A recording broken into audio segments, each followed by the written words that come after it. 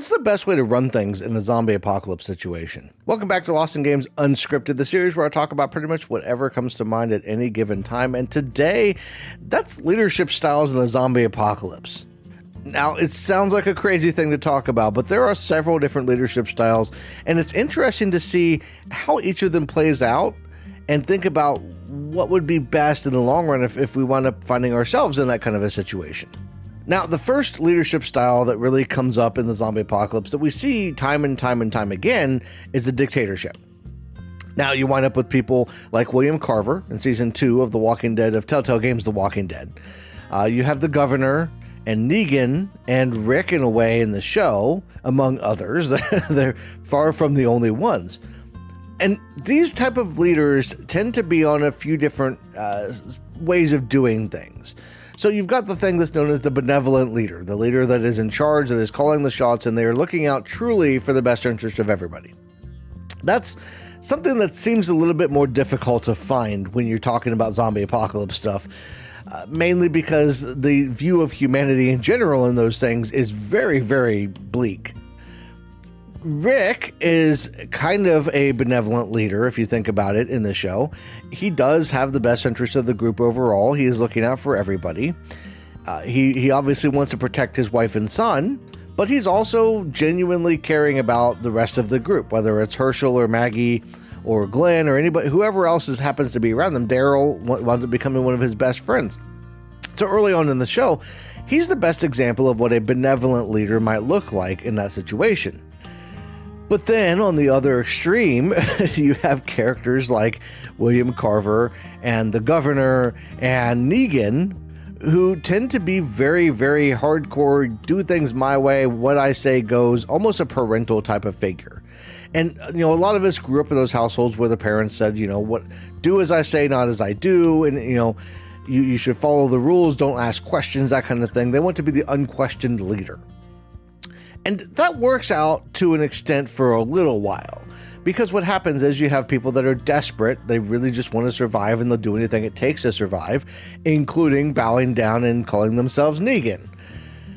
But in the long run, those kind of dictatorships really wind up crumbling, because in the long run, they just aren't sustainable. People want to be free. People want to be happy. They don't want to be oppressed. They don't want to be tortured constantly. They need to have hope for a brighter future. They need to be able to believe that tomorrow is going to be better than today. And for a short while, you can kind of quell that. You can keep that from, you can tell people, just hold off just a little bit longer. But eventually, those systems crumble. The leaders wind up making a mistake, doing something, pushing people a little bit too far. They get a big head and think that, I can do whatever I want. And then they push people a little bit too far, and people rebel against them.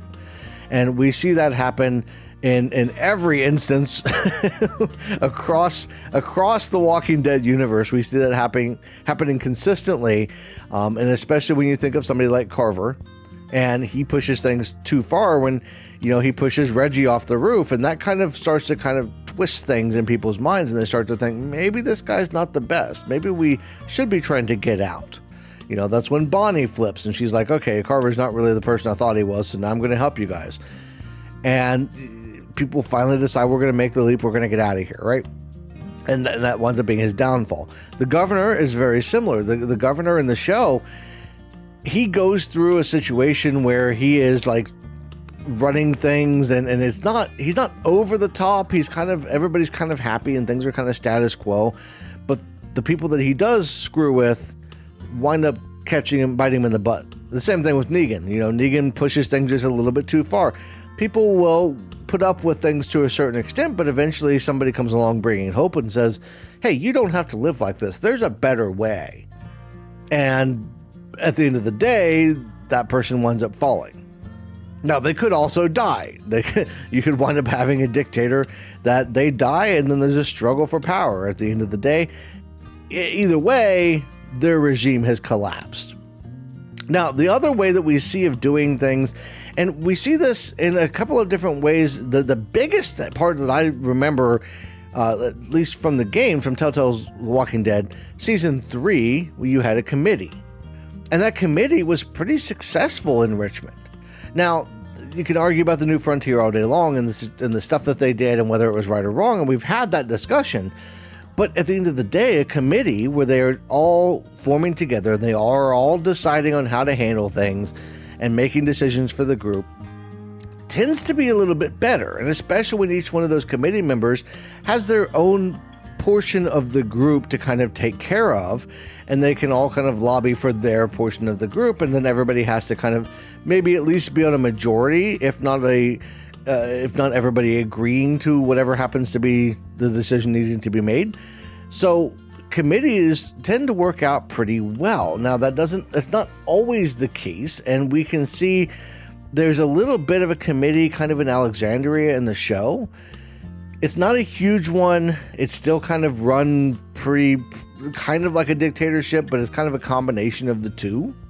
You have a leader, but then you also have that leader takes advice from other people, which acts as a committee. Hey guys, Editing Josh here. I just realized as I was putting this together that I forgot to mention the committee that they had in the prison in season, I think it was 3 of the show. I haven't gotten that far as covering the TV show for The Walking Dead yet, but they did have another committee in season 3 in the prison, and it was a rather interesting take on the committee thing. So I will be talking about that at some point down the road. I just wanted to mention that because I know there's going to be comments that I forgot about it. So that is also a thing.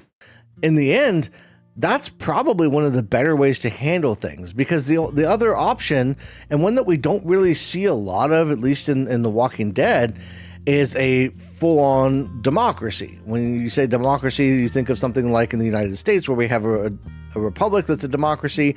You think of democracies around the world, or maybe Plato's Republic. You think of like Greece as as one of the first democracies. Like you think of everybody gets a vote.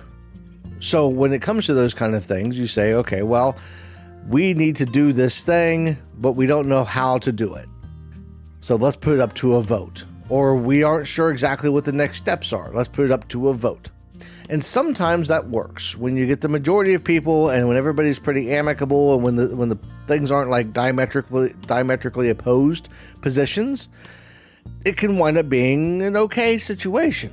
However, democracies are also based on the will of the people, but the knowledge of the people in general as well, and the moral standing of the people, where they're at, what they want to do.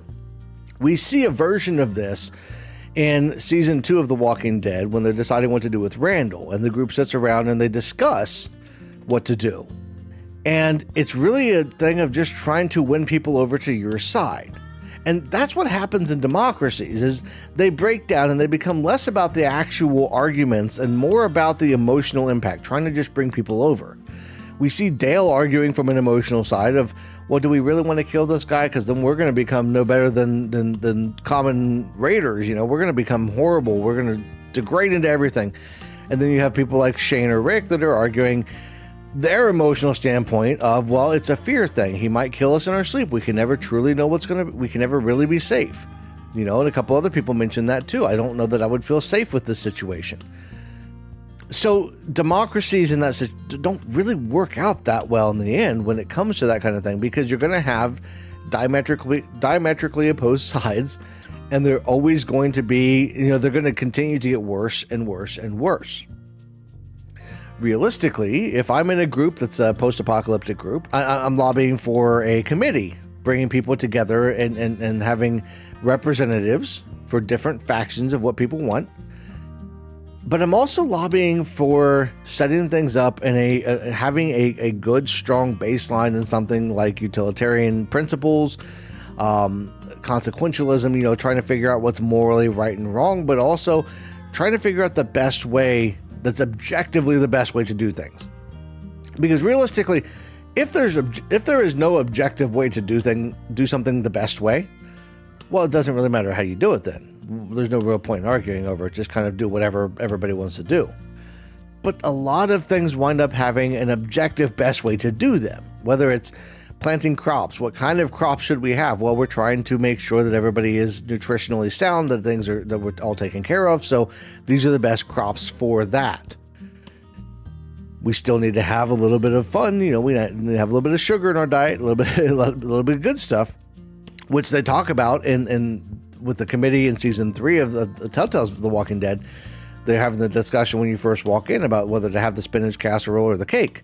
Hey, it doesn't hurt to have both, actually, because people kind of want both.